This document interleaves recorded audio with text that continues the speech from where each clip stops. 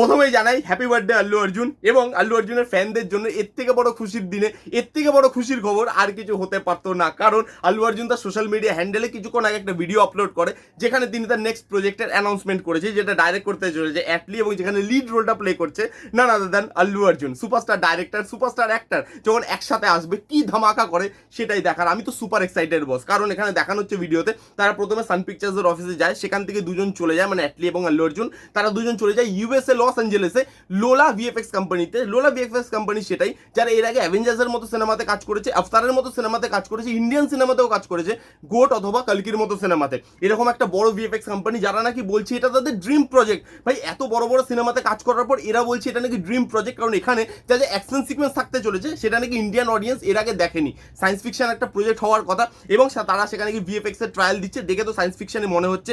Next year আসার কথা, দেখা যাক নেক্সট ইয়ার তারা এত বড় প্রজেক্ট আনতে পারে না পারে না।